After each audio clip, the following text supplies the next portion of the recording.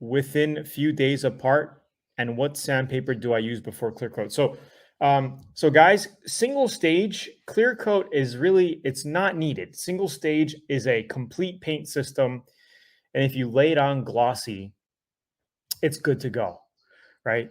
But if you do want to clear coat it, I would recommend waiting about 1 to 2 weeks, making sure your single stage is nice and cured and dry. Then you can sand it with like 800 grit, give or take, to put some clear, 800 to 1,000 in that area. Okay, and then you can follow up with 2 coats of clear coat, and you should be good to go. Another thing you could do is mix clear coat, okay, and spray it literally after your second coat of single stage. So single stage, normally, if you're spraying it good and you're laying it on really well, you'll have complete coverage and 2 full coats going around the car, and it should be glossy. You could mix a batch of clear coat up and spray a third coat, which is a clear coat, on top of that immediately. Or what you could also do is on your second coat, you could mix some clear coat on the side and then mix it in with your color, which will also work the same way. It's like you're mixing clear coat, clear with your color onto the last coat. You could absolutely do that with good results. And you could let that cure for a week or two and then color sand it and buff it. So when you're color sanding it, you might get a little color coming out, but that's normal. And then you can color sand and buff that out to even a shinier finish. South Florida, I'm starting on my own pressure washing business. Just purchased a utility trailer. Had to wire brush the flaky rust off. Do I need to prime it? If so, yeah, I would use an epoxy primer if you're going over rust like that. Just get some epoxy primer, mix it up, spray it, and you can follow that up with a 2K filler primer if you want to kind of take out the pitting, right? If you want to fill primer, you can use a 2K filler primer after that, same day, or you can wait a couple of days and then spray that on. Sand it flat, and then put your color paint on it. You're probably going to be going with a single stage if it's a trailer. If it's a work trailer, I would go with a single stage.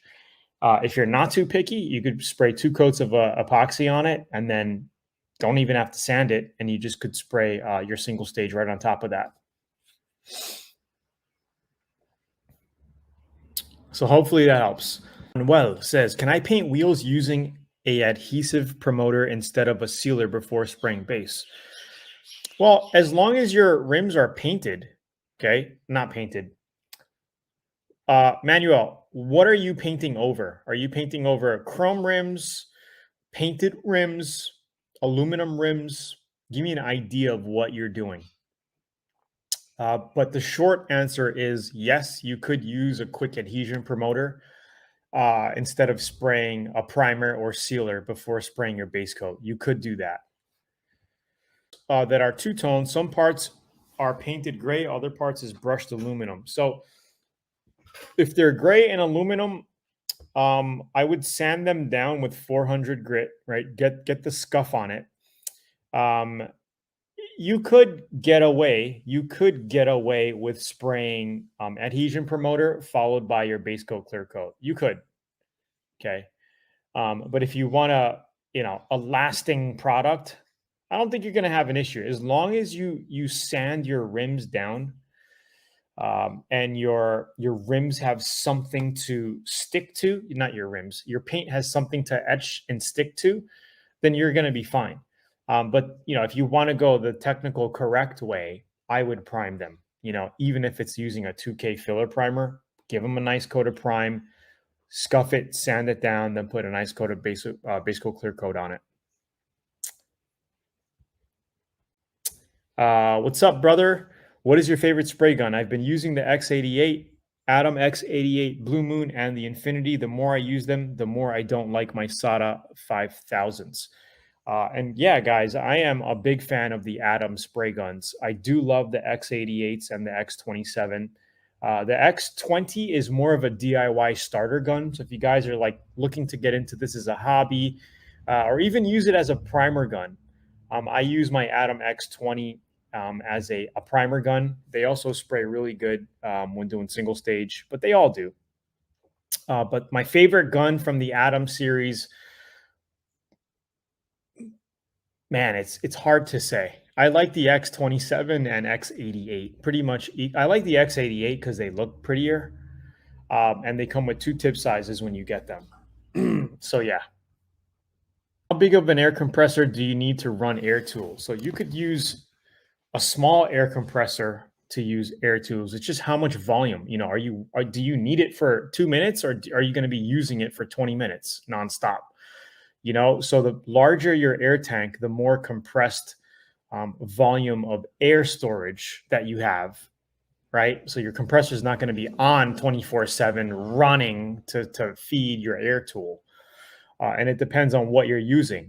Impact guns use a lot of air.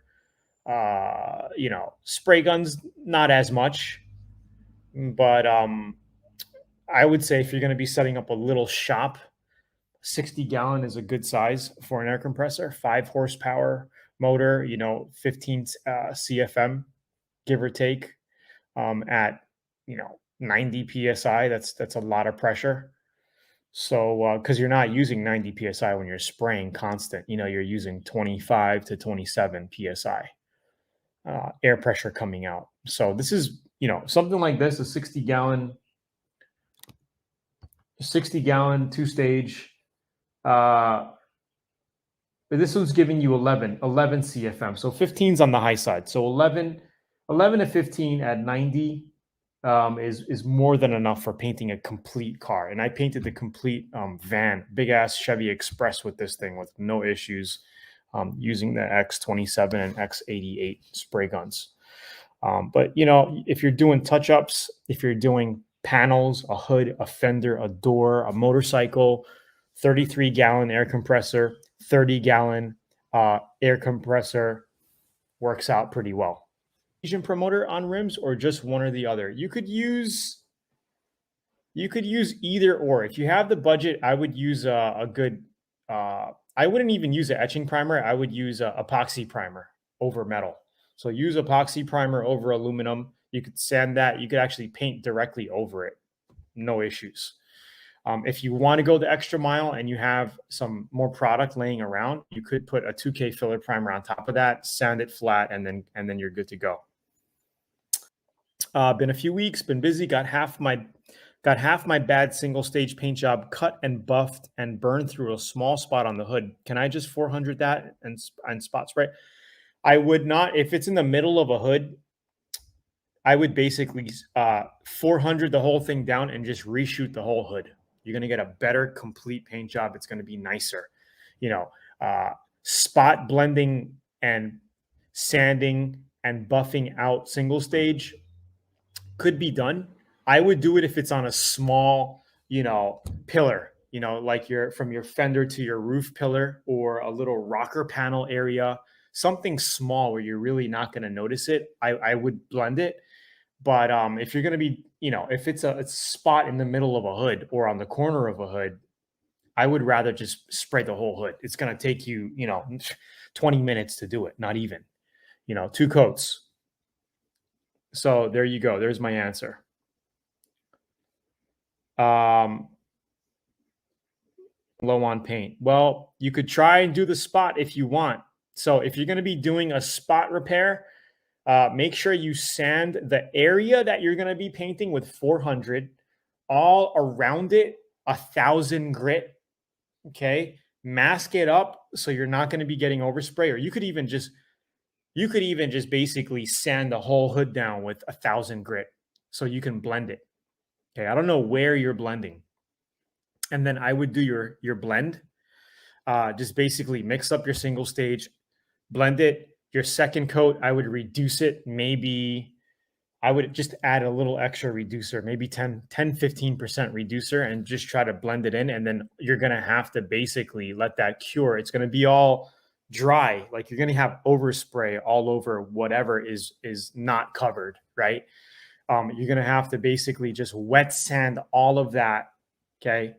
With, man, I would go with 1,000 grit again, and then I would go with 1,500 grit, maybe down to 2,000, and then buff that out. Okay. So that's pretty much it. Any idea if the atom line will make an airbrush? I don't know, but if they do, I will be the first ones to keep you guys posted. Blender versus over reducing clear coat.